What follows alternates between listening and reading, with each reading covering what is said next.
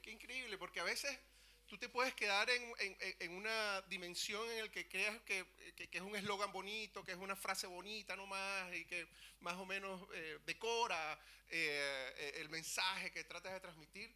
Pero cuando tú declaras la palabra con fe, con la certeza de que no eres tú, de que no son tus ganas, de que probablemente incluso uno mismo diría, no, mira, esto es mucho lujo, mejor nos quedemos quietos y sueltas esta palabra y luego comienzas a ver cómo esa palabra comienza a materializarse.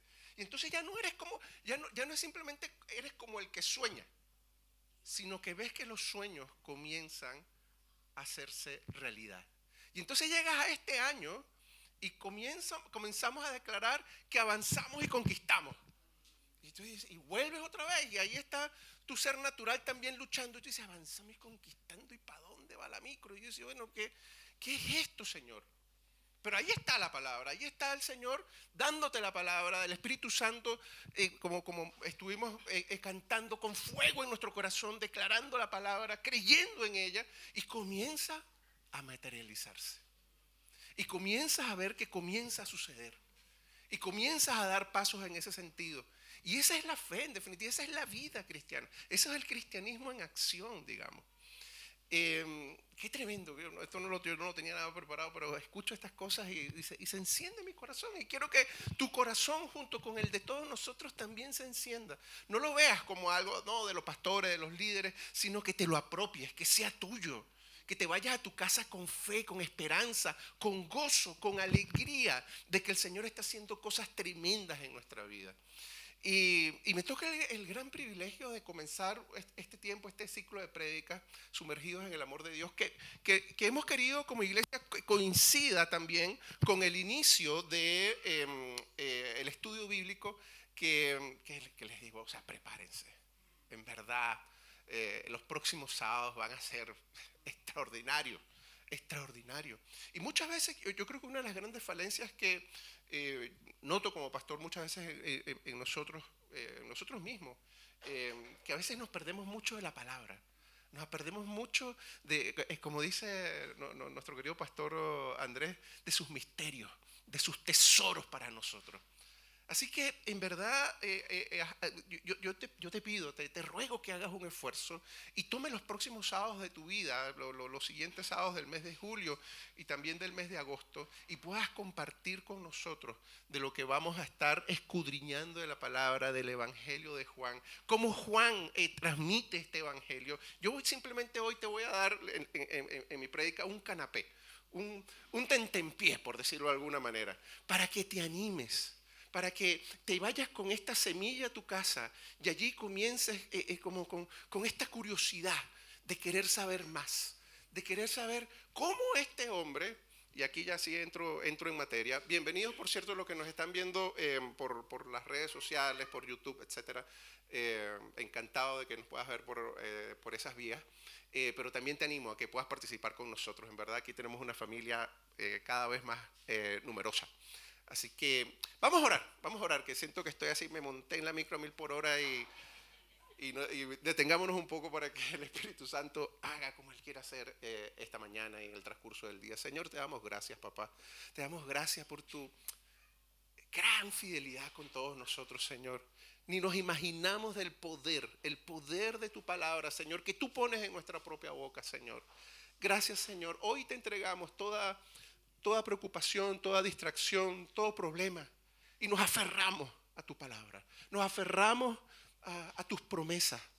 Nos aferramos al gozo, a la alegría, a la buena noticia de tu evangelio, Señor. Sé tu Espíritu Santo tocando lo más profundo de nuestro ser, derrotando todas nuestras razones, derrotando todas nuestras emociones que quieren que caminemos hacia atrás, sino al contrario, que podamos estar contigo, Señor, en este avance y esta conquista, sabiendo que tú nos declaras una y otra vez que somos hijos amados y como hijos amados más que vencedores.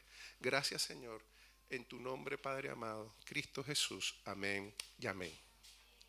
Y bueno, como les decía, me toca este privilegio de comenzar este ciclo de prédicas. Y el nombre que le puse a la prédica de hoy es Amado.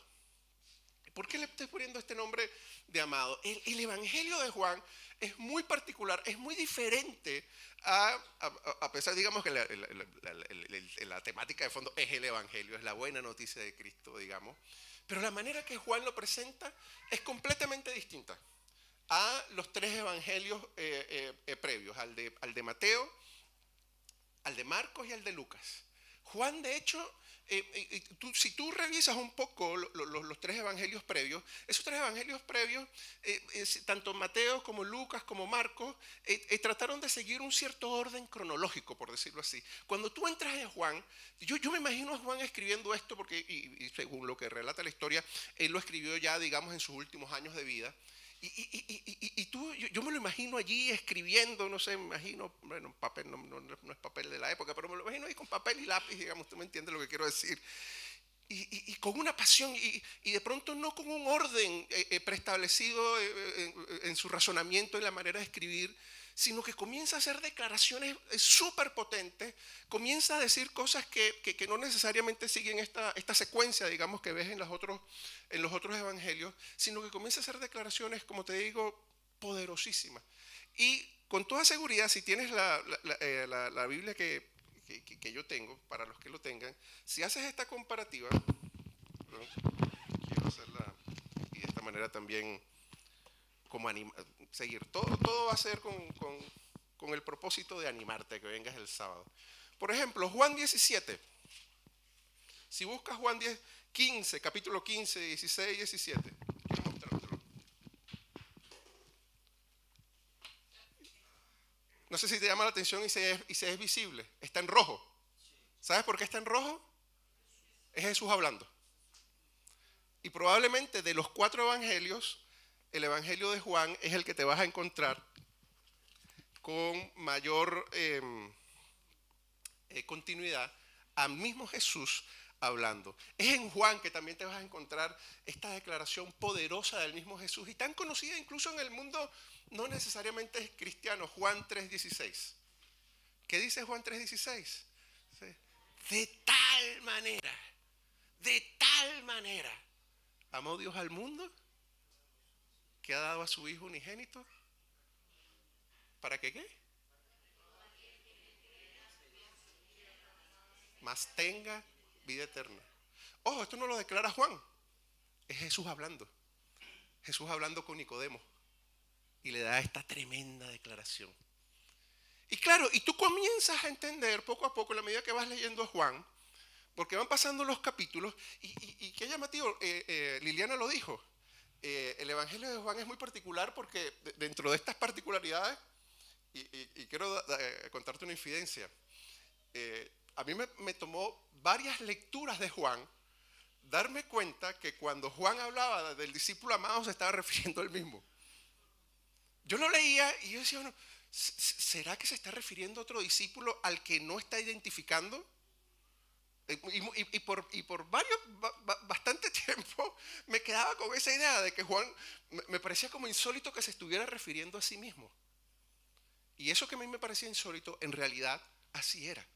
Juan se refiere a sí mismo como el discípulo amado. De hecho, en mis primeros años caminando con el Señor, y que me hablaban de Juan, el discípulo amado, Juan, sí, sí, ok. Pero nunca había hecho esta concatenación, el unir de que era el discípulo amado, porque él mismo así se presentaba. Y lo primero que uno podría preguntarse es ¿por qué alguien que escribe podría tener esta autorreferencia, digamos, podría ser, como decía Liliana, un poco arrogante, un poco así como que presumido o creído? Pero es que tienes que leer Juan. Y la conclusión natural, al final, cuando tú vas leyendo, tú dices, bueno, después de todo esto que dice Jesús, ¿cuál es la consecuencia natural de quién soy yo? Amado. Si yo digo Juan, si Juan, décadas después, cuando escribe su evangelio, de las cosas que recuerda nítidamente, es que Jesús dijo lo que dice Juan 3:16. La consecuencia natural de Juan 3:16 es que él se ve a sí mismo, se identifique, se mire en el espejo y diga, yo soy el discípulo amado. Él está honrando lo que dice Jesús. en definitiva. Y cuando tú lees todo el Evangelio de Juan y cada una de las cartas que luego Juan también escribe, primera de Juan, segunda de Juan, tercera de Juan, cuarta de Juan, quinta de Juan. Si me sigues, sabes que no hay ni cuarta, ni quinta, ni sexta. Pero si lees cada uno de sus escritos, te darás cuenta que el tema principal es el amor de Cristo por nosotros. Y entonces allí comienzas un poco a armar este puzzle, este rompecabezas, y tú dices, ya. Y fíjate que también es muy particular, y si quieres por favor toma nota,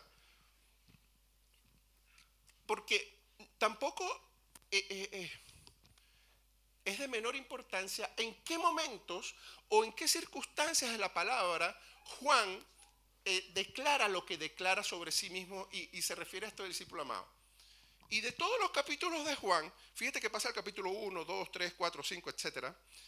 Y solo está el capítulo 13, donde él por primera vez, como que, me lo imagino, insisto, ahí como es que escribiendo, y ahí, en ese momento que comienza a relatar en el capítulo 13 lo que está relatando, ahí dice por primera vez el discípulo amado.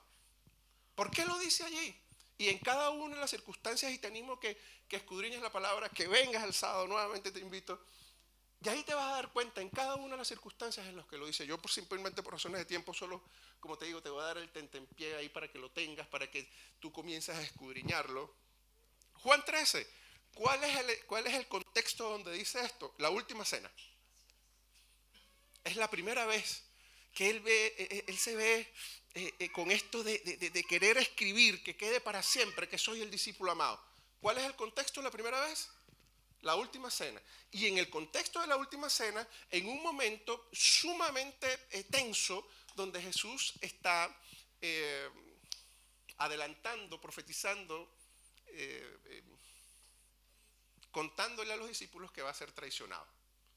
Y Juan hace lo que típicamente hace una persona que es amada. Una persona que es amada no tiene miedo. Y cuando Jesús dice esto, de que uno de los discípulos va a traicionar, todos quedaron así en shock. Todos los discípulos, te podrás imaginar, están ahí en la última cena, quedaron en shock, haciéndose la pregunta interna, ¿quién será? Pero nadie se atrevió a preguntar. ¿Cuántas veces nos ha pasado que tú quieres hacer una pregunta a alguien, pero tú dices, oye, como que no corresponde, como, ¿a quién puedo mandar para que haga la pregunta? ¿A quién le puedo decir que vaya con fulanito para que le pregunte? Oye, pregúntale a fulano cuántos años tiene y tú no lo haces, etcétera. ¿Has estado en esa situación? Y uno hace eso, ¿por qué? Porque no tienes la confianza. Quieres saber algo, pero mandas a otro. Esto fue lo que hizo Pedro con Juan.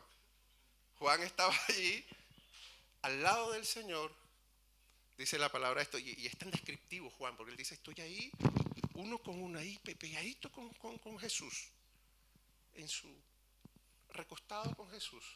Y es Juan quien se atreve a preguntarle, ¿quién es, Señor? ¿Quién te va a traicionar? En ese contexto dice, yo soy el discípulo amado. ¿Y sabe por qué creo en este caso? Esto es de mi cosecha propia, no sé si es del Señor. Él lo dice ahí en ese momento, porque qué duro ha tenido que haber sido ese momento donde Jesús está diciendo que algunos de los discípulos a traicionar. Decir, ¿por qué yo? ¿Podría haber sido yo? ¿Podría haber sido yo el que lo iba a traicionar? Pero Juan recuerda cuando escribe esto, no, yo soy amado. Si soy amado no puedo traicionar. Soy amado. Esa es la primera vez. Las siguientes no son menos, son todos momentos trascendentales. Esto está en Juan 3, la que te contaba, Juan capítulo 13, versículo 23, en la última cena. Luego, en la cruz. De todos los discípulos, ¿cuál está en la cruz? Juan, el discípulo amado. Ahí, nuevamente, reitera Juan esto de presentarse a sí mismo como el discípulo amado. Luego, en el capítulo 20, versículo 2, ¿en qué otro momento él vuelve a recordar que es el discípulo amado? Cuando María Magdalena sale corriendo a avisarle a Pedro y a Juan, no está el cuerpo. Y aquí el miércoles, Gonzalo, nos reíamos un poco, porque en verdad la palabra, insisto, por razones de tiempo no me voy a detener, pero en el capítulo 20, ahí relata algo muy descriptivo, que María Magdalena sale corriendo, se encuentra con Pedro y Pedro y Juan, imagínate la escena, salen corriendo. Y dice Juan que él le gana a Pedro corriendo para llegar a la tumba. Y tal cual le dije yo a Gonzalo el miércoles, y porque Gonzalo pregunta, bueno, ¿y por qué llegó primero Juan? Y yo lo primero que pensé no es que Juan era más joven. Juan era más joven. Pero profundizando un poco más en esto, ¿por qué salió? ¿Por qué Juan le ganó en el...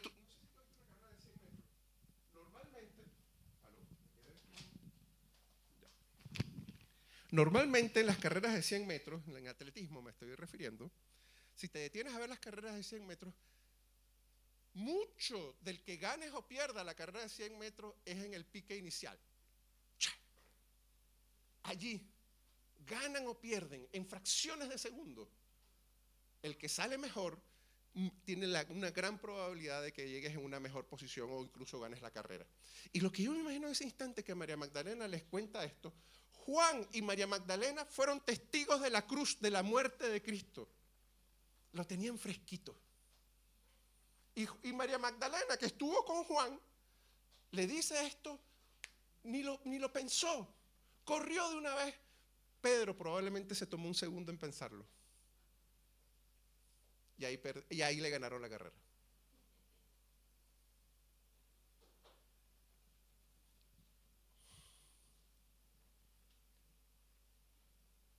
El otro momento donde te vas a encontrar Juan refiriéndose a sí mismo como el discípulo amado es el primero también en el capítulo 21, versículo 7. Reconoce a Jesús resucitado en el mar de Galilea. Ahí está el Señor. Y entonces otra vez Pedro, escuchando a Juan, se lanza de la barca. Pero quien lo reconoce en primer lugar es Juan. Ahí también recuerda, nombra, se habla sobre sí mismo, se presenta como el discípulo amado. Y al final, y la última, donde aparece esta autorreferencia sobre él es discípulo amado, es cuando él es testigo de cómo Pedro es restaurado. Y fíjate qué llamativo, porque esto no lo trae ninguno de los otros evangelios. De todas las cosas que Jesús allí en su conversación con Pedro lo había negado, recordemos. Y Jesús se acerca a Pedro. De todas las cosas que podría haber dicho Jesús, de todas las reclamaciones que ha podido haberle dicho Jesús, de todas las explicaciones teológicas, estudios, etcétera, que ha podido haber sido Jesús. ¿Qué es lo que hace Jesús? ¿A qué se limita Jesús con Pedro? A reiterarle una pregunta. Pedro, ¿me amas? ¿Me amas? ¿Me amas? Y esto lo ve Juan. Y Juan cuando lo escribe, ha podido no escribirlo. Como te digo, los otros evangelios no lo tienen. Pero Juan entiende, y lo dice luego en alguna de las cartas, que Dios es amor, es que está hablando de la esencia, está presentando a Jesús mismo.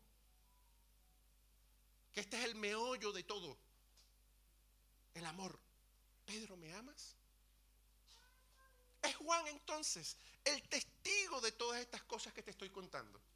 Y no contento con esto, es Juan el que nos escribe, el que nos da el regalo de aquella visión que tuvo él desterrado, para luego que 2000 años después tú y yo podamos saber cuál es el propósito, qué es lo que Dios tiene preparado para ti y para mí. Esta revelación, de hecho, la palabra Apocalipsis en definitiva es eso, revelación. Nos comparte esta revelación.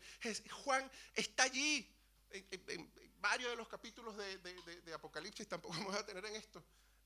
Recuerdo hay un capítulo, el capítulo 5, está allí en el trono de la gracia, está ahí en medio, delante del trono de poder, con los ancianos, con el Cordero, siendo parte de esto, siendo testigo de los acontecimientos desarrollándose. Esto es la esencia de ser amado. Es Juan transmitiéndonos a cada uno de nosotros lo que significa ser amado. Lo que supuso para su propia vida ser amado. El podernos transmitir con esta pasión con que nos transmite Juan. ¿Quién es Jesús? Es Él contándonos que es Jesús antes de todos los tiempos. Y yo quiero leerte esto, por favor. Es el único evangelio que comienza de esta manera. En el principio la palabra ya existía. ¿Y quién es la palabra? Es Cristo. Y por eso te comenzaba diciéndote el poder de la palabra. Cuando me refiero al poder de la palabra, no me estoy hablando simplemente de lo que verbalizamos en nuestra boca. La palabra es alguien. Es Cristo mismo. Y lo voy a leer rápidamente. La palabra estaba con Dios y la palabra era Dios. El que es la palabra existía en el principio con Dios. Dios creó todas las cosas por medio de Él y nada fue creado sin Él. La palabra le dio vida a todo lo creado y su vida trajo luz a todos. La luz brilla en la oscuridad y la luz y la oscuridad jamás podrá apagarla. Así comienza Juan su evangelio. A trompeta batiente, con los tambores sonando. Me acuerdo de esas películas de los ejércitos, y van a tambor batiente. Así comienza el evangelio de Juan. Pero ¿por qué comienza así? Por la claridad que tiene Juan de saberse, identificarse, saber clara cuál es su identidad. Y entre otras cosas nos dice esto: vino al mundo que él había creado, pero el mundo no lo reconoció. Vino a los de su propio pueblo y hasta ellos lo rechazaron. Pero a todos los que creyeron en él y lo recibieron, les dio el derecho a llegar a ser hijos de Dios. Está hablando de ti y de mí. Ellos nacen de nuevo no mediante un nacimiento físico como resultado de la pasión o de la iniciativa humana, sino por medio de un nacimiento que proviene de Dios. Entonces la palabra se hizo hombre y vino a vivir entre nosotros. Estaba lleno de amor inagotable y fidelidad. Es lo primero que Juan dice de Jesús. Estaba lleno de amor inagotable y fidelidad. Y hemos visto su gloria, la gloria del único Hijo del Padre.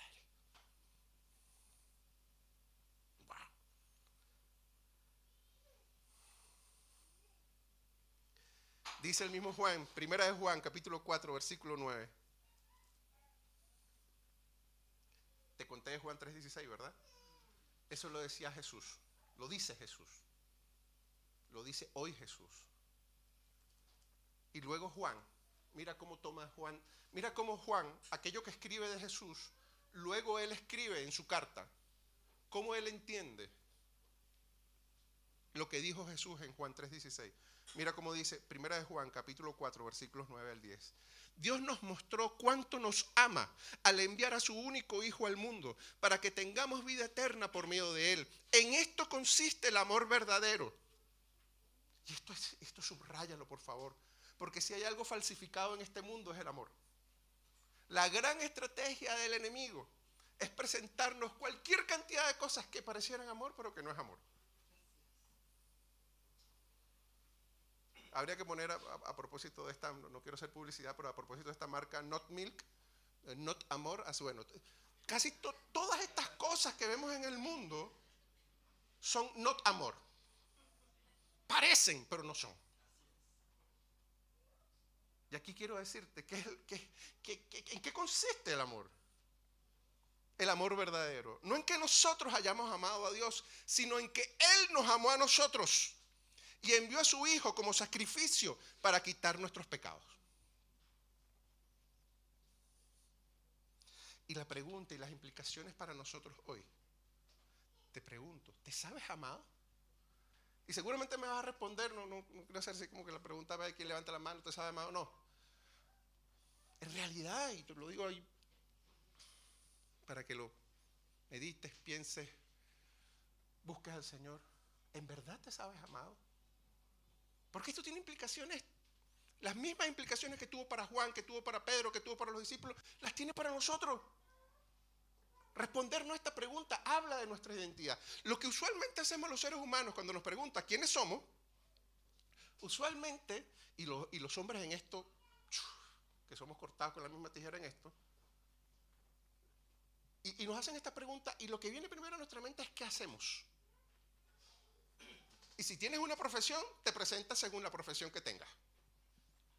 Fulano, soy médico. soy médico. Y ahí basamos el fundamento de nuestra existencia, nuestra valía, qué tan exitoso o no tan exitoso, profesional, en aquello en que yo creo, en lo que creo que soy capaz. Y al contrario, lo que Juan nos está mostrando es exactamente la ecuación al revés. La identidad que Juan nos está mostrando, que nos está enseñando a cada uno de nosotros, es si hemos recibido lo que Cristo ha entregado. Esa es la identidad verdadera. Y por eso la pregunta para ti, para mí, lo que te quiero dejar hoy, como te decía al principio, este canapé, este tentempié, es que te lleves esta pregunta para tu casa. ¿Te sabes amado? Además de las falsificaciones de este mundo, está lleno este mundo también de circunstancias, de situaciones muy dolorosas, sí. Para que esa pregunta, si te la haces, de pronto la respuesta no la tengas tan clara.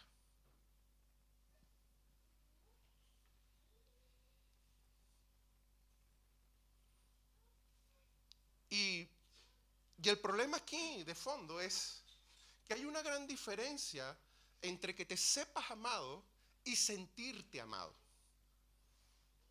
Y yo creo que aquí es la piedra muchas veces de tropiezo que tenemos. Este mundo nos ha enseñado, la estrategia satánica se ha basado mucho precisamente en que demos preponderancia a nuestras emociones y sentimientos. Y ojo, aquí quiero ser cuidadoso. Dios nos hizo seres con emociones y con sentimientos. Él mismo tenemos emociones y sentimientos porque Él mismo tiene emociones y sentimientos. Jesús mismo lloró, Jesús mismo se enojó, Jesús mismo se entristeció, se alegró, se gozó, convirtió el agua en vino en medio de una fiesta. Bueno, para pasarlo bien. Juan también es el que nos cuenta que en un matrimonio se había acabado el vino y convirtió el agua en vino, porque era importante que la fiesta se mantuviera. El mismo David en Salmo 23, hay una parte del Salmo 23 tan poderosa que dice que, perdón que no te dé la cita exacta, pero, y me lo decía mi esposa ayer, y habla esto, que en medio de sus angustiadores, la copa de David estaba rebosando. Y esto es una locura, porque tú cuando tomas un vaso o una copa, si es que la llenas, no la rebosas, no la rebalsas, porque vas a sentir que es una pérdida, ¿verdad? Se va a perder el vino, se va a perder la bebida, lo que te estés tomando. El problema es que la sangre de Cristo es así, rebalsa. Me voy a llevar el cable por delante. Rebalsa tu copa. Y esto tiene un propósito relacionado con tu identidad, que es a lo que me he estado refiriendo, pero que también a propósito de que sepas identificar, saberte amado y saber diferenciar entre sentirte amado, sepas que en este saberte amado hay un propósito de vida, que como lo tuvo Juan lo tenemos nosotros. Y para que entiendas esta diferencia, por lo mejor te quedas ahí con la duda, ¿qué es esto de sentirte amado? Esto lo entienden muy bien, hay dos personas que lo entienden muy bien: los hijos y los esposos y las esposas. ¿Por qué los hijos? Si tú como hijo, como hija, creciste en un ambiente, y con todo respeto, así creciste en un ambiente muy doloroso, de padres que no fueron padres, etc. Pero si creciste en un ambiente con unos padres que hicieron su pega, o que están haciendo su pega, tú como hijo o como hija, vas a sentir, van a haber días en que te sientes muy amado. Que tu papá, tu mamá se desbordan contigo, te hacen regalos, te miman, te regalonean. Pero van a haber días en que no te sientes amado para nada. Y sobre todo eso tiene que ver cuando tu papá, tu mamá te disciplina. No me siento amado. Y muchas veces hacemos esta disociación de que cada vez que nos corrigen o nos disciplinan, creemos que no es parte del amor. Nos los dice la palabra, el que ama disciplina. Pero no te sientes amado. Pero ese hijo, esa hija, si está en un ambiente sano, se sabe amado por sus padres. Y a pesar de esos días duros, a pesar de esos días donde las cosas no funcionaron de la mejor manera con tu papá o con tu mamá, no dudas de su amor. Te sabes amado. No sales corriendo a la casa, sino que sabes que es tu papá, sabes que es tu mamá, sabes que puedes contar con ellos el peor día de tu vida. Tienes la confianza, por saberte amado, de que puedes pedir, de que puedes acercarte, de que puedes preguntar, como Juan lo hizo con Jesús. Igual los esposos, los que tenemos varios años de casados, sabrán que no siempre es fácil el matrimonio, que hay días que no nos sentimos amados, pero que si el matrimonio es sano y está sobre la roca firme que es Cristo, sabes que eres amado en ese matrimonio, y el matrimonio persevera, y el matrimonio alcanza, y el matrimonio tiene esperanza, y el matrimonio cree en la palabra que ha recibido, que eres una sola carne en Cristo Jesús, que ya no somos uno, sino que Cristo nos ha hecho una sola carne, con Él, en Él, para su gloria y majestad. Y cuando tienes claro que eres amado, perseveras, a pesar del día malo, a pesar de la tormenta, cruzas la tormenta. Aunque ande por valle de sombra y de muerte, no temeré mal alguno. Esta es la certeza de David. ¿Sabes lo que significa David? Perdón, se me secó la garganta.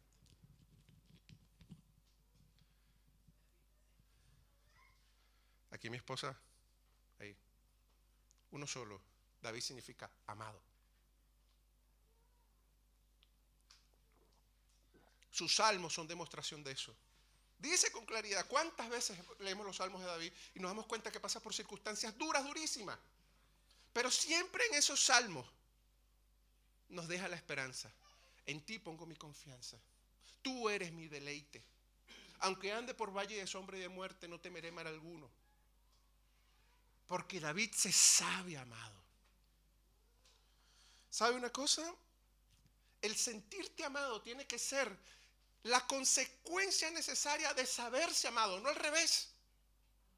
Y muchas veces hemos puesto la ecuación al revés. Hemos buscado permanentemente sentirnos amados para entonces concluir, no, sí, soy amado porque me siento amado. No, es al revés. Soy amado y por tanto, como consecuencia, como fruto necesario, me siento amado.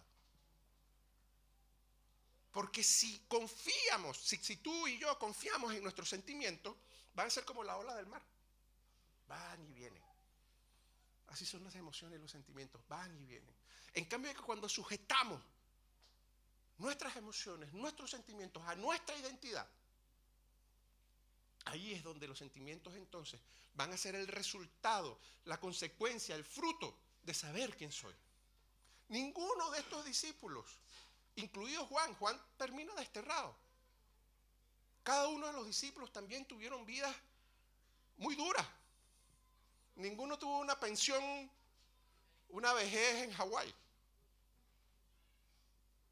Pero ninguno de ellos se aferró a esta vida, a este mundo, sino que mientras tuvieron vida, quisieron transmitir cada segundo, cada día, cada momento de su vida, su identidad, que eran amados por Cristo. Wow.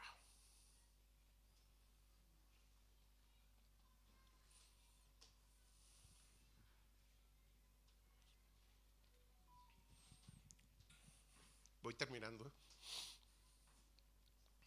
Dicen que muchas veces lo que dice un predicador que voy terminando no quiere decir absolutamente nada, pero mi esposa me animó a que compartiera un poco este testimonio, porque quiero que te vayas con toda esta certeza de saberte amado. Cuento muy largo, con muchos detalles, pero sí contarte que yo no soy cristiano de cuna, mis padres no eran cristianos, ni mucho menos.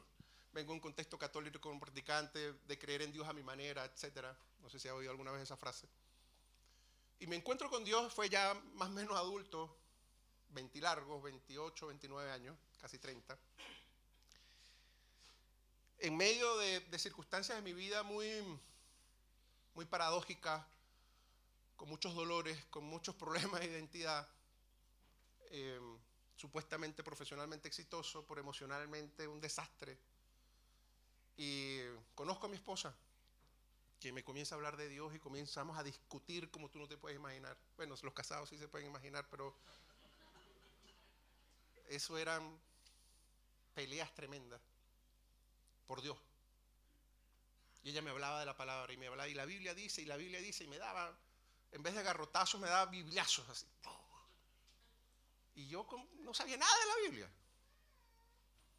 Y como te digo, cuento largo, corto, me pasaron dos cosas. Muy resumidamente, tuve, y la única vez que me pasaba en mi vida, dos sueños consecutivos de la misma manera, el mismo sueño. No sé si a alguien aquí le ha pasado eso, que tenga el mismo sueño 2 noches consecutivas. Bueno, a mí me pasó, y me pasó esa sola vez. Y en ese sueño, por una circunstancia violenta, muero. Y en el sueño yo me veo que estoy muerto. Y ahí que estoy caminando como muerto, como fantasma, tipo película muerto viviente, de pronto oigo una voz del cielo. Porque yo voy caminando y escucho esta voz del cielo y una luz blanca que entra en mi pecho. Y una voz que me dice, y yo comienzo a llorar. A llorar, a llorar, a llorar, a llorar, a llorar. Y una voz que me dice, hijo mío, esta es tu vida. Y me pasa la película de mi vida desde mi niñez hasta ese momento. Y yo llorando, llorando. Este eres tú. Y esa sensación de sentirte desnudo, de darte cuenta lo que has sido hasta ese momento, cosas terribles que me darían vergüenza contar ahora. Y no tengo el tiempo tampoco. Pero en el sueño digo esto, a la voz que me dice esto, porque me dice esto la voz, me pasa la película de mi vida y yo me siento desbordado de un amor que nunca había sentido de nadie, ni de mis padres, ni de mis hermanos, ni de nadie. Un amor que me desbordaba. Gonzalo lo hablaba el domingo pasado. Este era un amor que te rebalsaba. Y yo digo en el sueño, en los dos sueños, ¿por qué me amas tanto si no lo merezco? Yo no me había dado cuenta en ese momento, porque como te digo, no sabía nada de la palabra de la Biblia, que en una pregunta había sintetizado la gracia de Dios. ¿Por qué me amas tanto si no lo merezco? Y pocos días después, por puro llevar a la contraria a mi esposa, a mi polola en ese momento, me puse a leer la Biblia. Porque de profesión yo soy abogado y los abogados siempre tenemos argumentos para todo. Y entonces yo decía, bueno, voy a comenzar a leer la Biblia, porque la próxima vez que me hable de Dios, voy a saber responderle, voy a ganarle la discusión. Esa era mi intención, la verdad, te lo confieso abiertamente. Y yo decía, yo no sabía, nunca había leído una Biblia, y agarro una Biblia vieja en la casa y veo capítulo 1, donde Evangelio, Mateo, y si te das cuenta, Mateo comienza con una genealogía. Y yo comienzo a leer esta genealogía, estos nombres raros, hebreos, y comienzo a llorar. Y a llorar, pero así a mares. Yo vengo de una cultura, padre, los hombres no lloran, y yo ahí llorando como derramado. Y en la medida que estaba llorando y veía estos nombres raros, y de pronto me detengo, yo digo, ¿por qué estoy llorando si estoy leyendo unos nombres raros? Y sigo leyendo, y esta necesidad de leer, de que me estoy perdiendo algo. Y de pronto me detengo y sigo llorando, y me detengo y digo, ¿por qué me amas tanto si yo no lo merezco? Y me acuerdo del sueño, y me acuerdo de los sueños. Y digo esto, en ese momento nunca se lo había contado a la Maca, se lo conté muchos años después, por puro orgullo de hombre. Y le digo, lo que me dice la Maca es verdad. Es verdad. ¿Por qué me amas tanto si yo no lo merezco? Y comienzo a leer y hasta ese momento ya no, bueno, aquí estoy. Pero te cuento este primer capítulo porque luego, en el transcurso de los años, yo tenía como esta necesidad en mi corazón de querer retribuir este amor. Todavía no había descubierto esta identidad, sabía que estaba este amor, sabía lo que Cristo había hecho por mí, pero no había sido desarrollada esta identidad en mí. Y yo en esta necesidad de retribuir comienzo a servir en la iglesia por varios años. Y yo decía, bueno, lo mínimo, o sea, después de tanta embarrada en mi vida, lo mínimo es que colabore un poco en la iglesia, digamos. Pero no era el corazón correcto. Porque yo creía que de alguna otra manera le estaba pagando a Dios de esa manera. No tiene manera, no tenemos manera de pagarle a Dios. La cruz es, no hay manera, es gracia. Pero yo no lo había entendido del todo, digamos. Hasta que un día, y aquí el punto que quería llegar, antes de que terminemos. Yo recuerdo que estaba en esto, estamos en Venezuela, en Caracas, y nos íbamos de vacaciones con mi familia, y estábamos delegando todas las cuestiones que teníamos pendientes en la iglesia. Y por primera vez me pasó algo, que hice un antes y un después en el ministerio, en mi servicio en la iglesia, en todo lo que me tiene hoy acá. Porque en ese momento estábamos, en principio, así como, ay, cuando te vas de vacaciones, felices, nos vamos, tal, íbamos a un lugar bonito, playas, el Caribe, etcétera. Magnífico el panorama, digamos. Y de pronto me viene como una nostalgia, como una tristeza, como que me estaba despidiendo de las personas y yo decía, no, yo te voy a extrañar. Y yo decía, pero qué cosa tan loca, todavía hoy, qué cosa tan loca que esta persona, que de pronto incluso algunos no eran ni siquiera ni amigos cercanos, y yo decía, bueno, pero a ver, que me voy 15 días nomás. ¿Por qué tenía esta cuestión que no había tenido hasta ese momento? Por las personas, y me vienen los rostros de las personas con las que compartía, parte de los equipos, personas que servían en la iglesia, miembros de la iglesia, y me venían todos los rostros y me venía como esta nostalgia por ellos, y ya no me quería ir de vacaciones. Y ahí entendí, y ahí se me revela, y el Espíritu Santo me habla. Si te sabes amado, amas. Si eres amado, amas. En eso se resumen los dos mandamientos más importantes a los que hizo mención Jesús. Ama a Dios con todo tu corazón, con todas tus fuerzas, con toda tu mente. Y el segundo tan importante como el primero.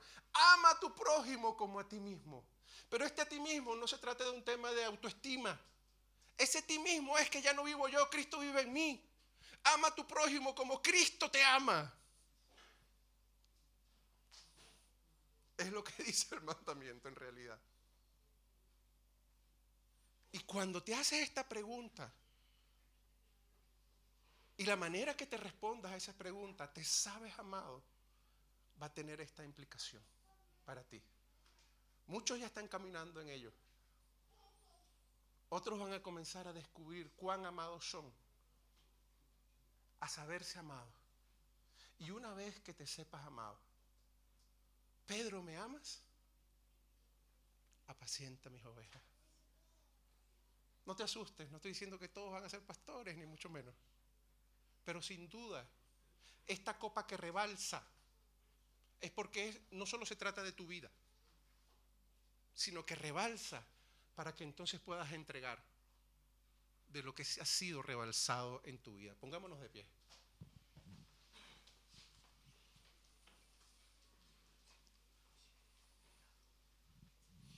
Eso mismo, estamos ahí en el mismo espíritu con la adoración.